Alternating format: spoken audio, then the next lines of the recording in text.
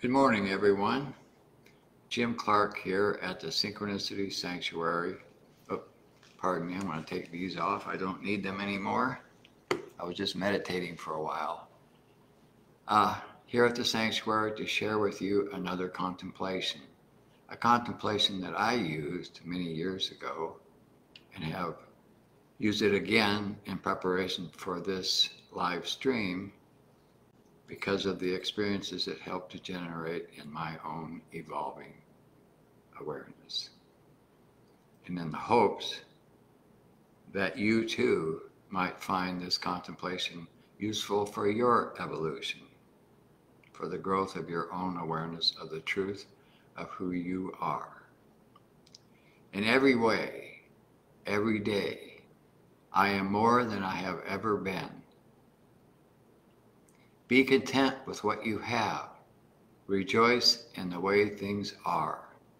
When you realize there is nothing lacking, the whole world belongs to you. Lao-Tzu.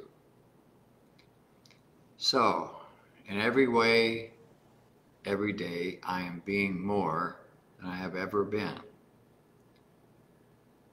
The primary intention in Source Consciousness is to fully be itself.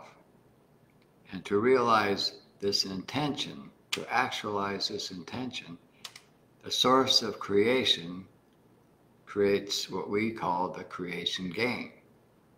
And in the creation game, there is the polarized field of experience. In our case, the polarized field of the human experience.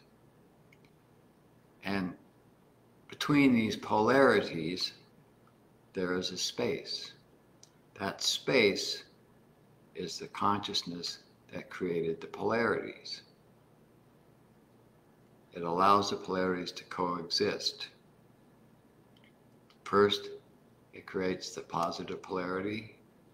Out of that, it creates the negative polarity of manifestation, which is the experience we are having as human beings here and now.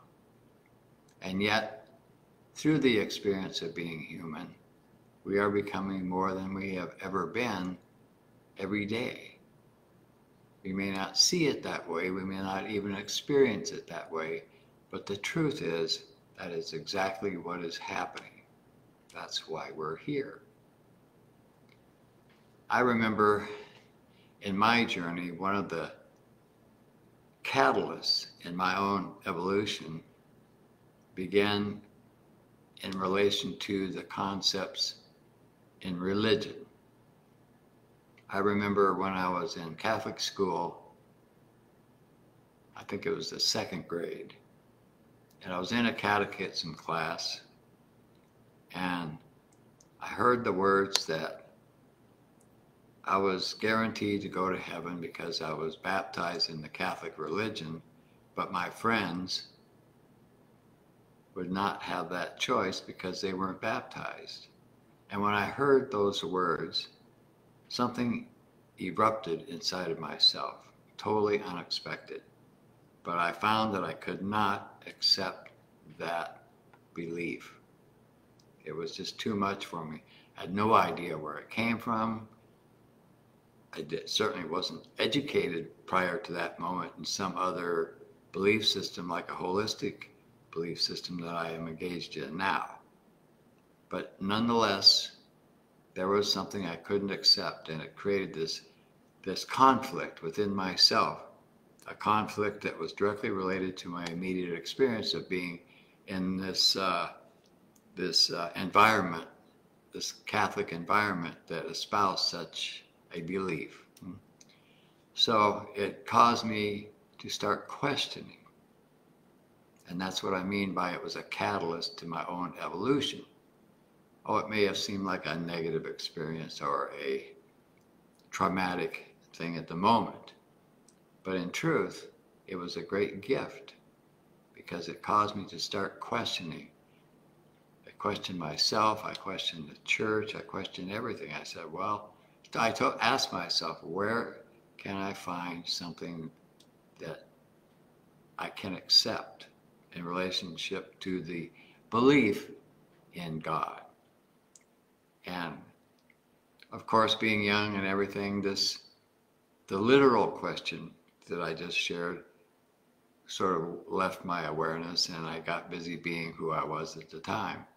But that catalyzing moment did not go away. And here and there throughout my life, I would come back to that same question. And I constantly would take those moments to start looking. And I did. I searched philosophies. I searched all kinds of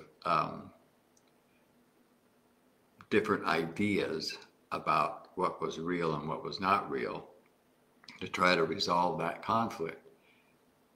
And after many, many years of having this come in and out of my life, I remember when I was in the service in my 20s, I was reading a book about atheism to see what my response to atheism would be.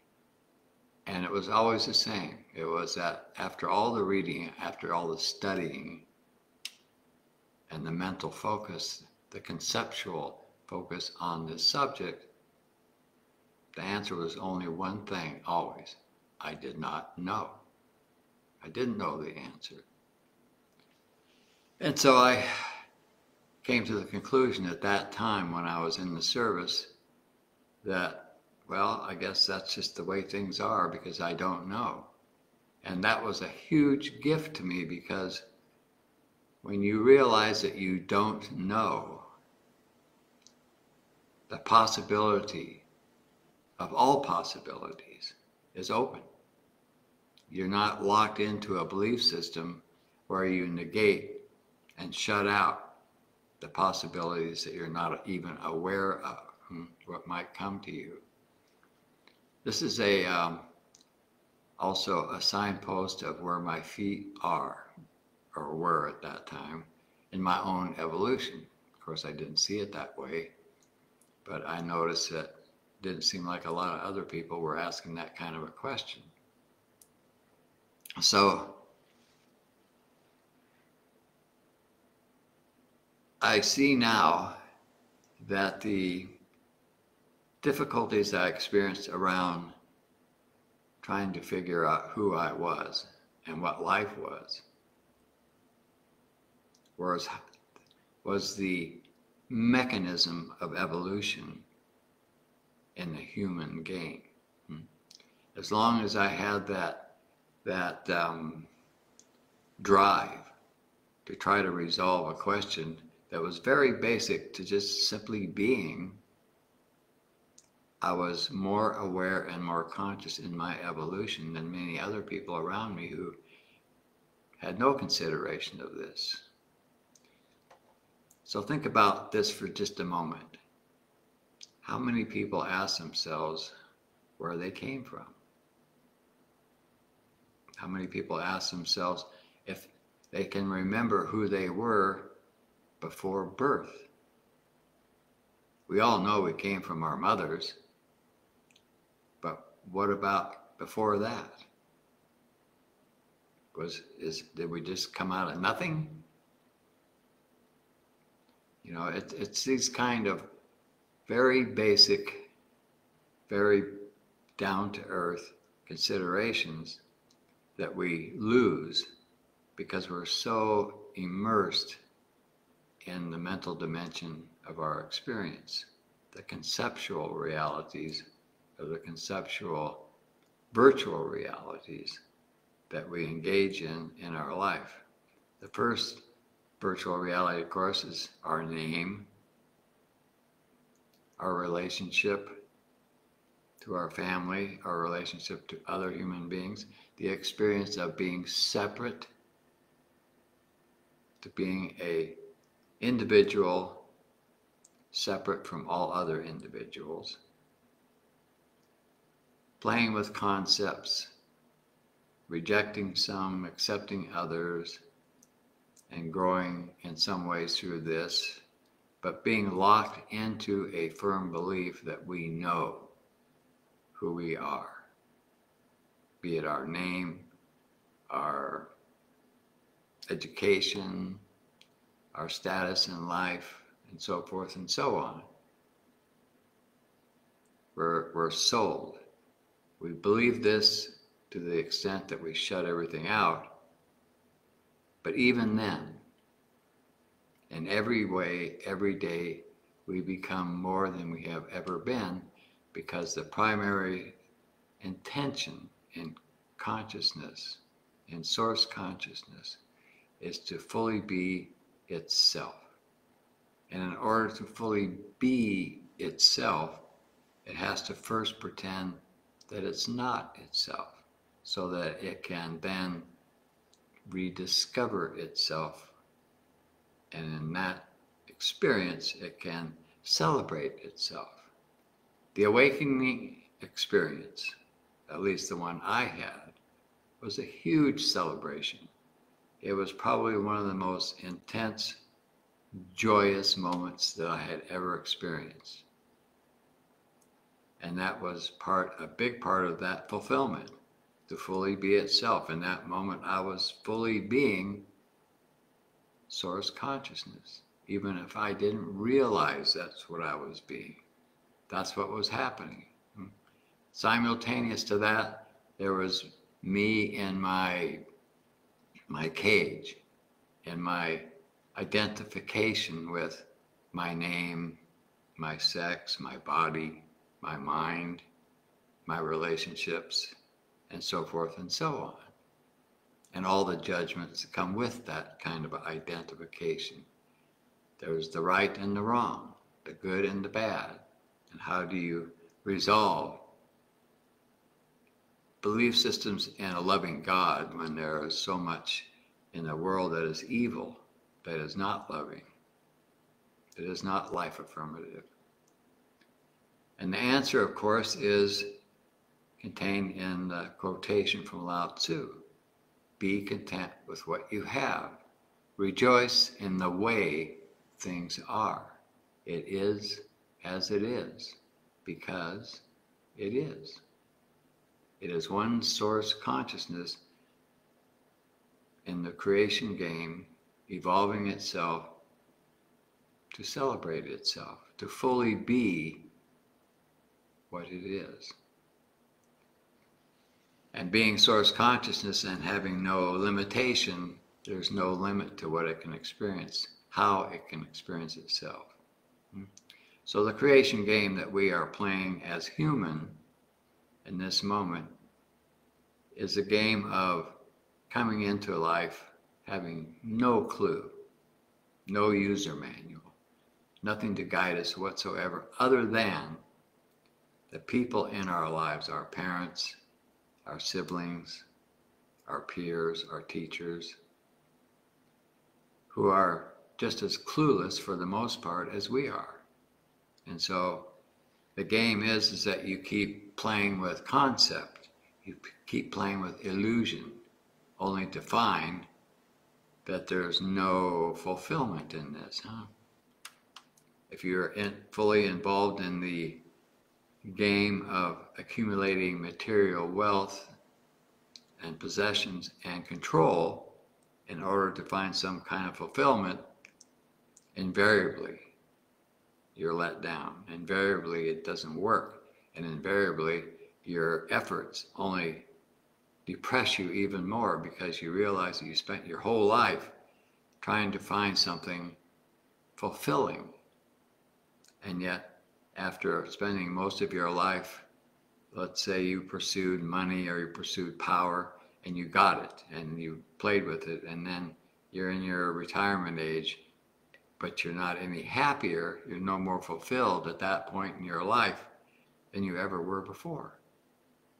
You're still torn with issues of right and wrong. You're still torn with judgments, especially self-judgment. You're not as good as you should be because of this, because of that.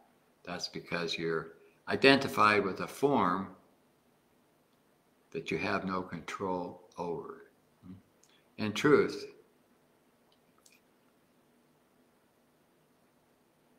all physical manifestation is an expression of source consciousness It is source consciousness, and it is going to realize its intention to fully be itself.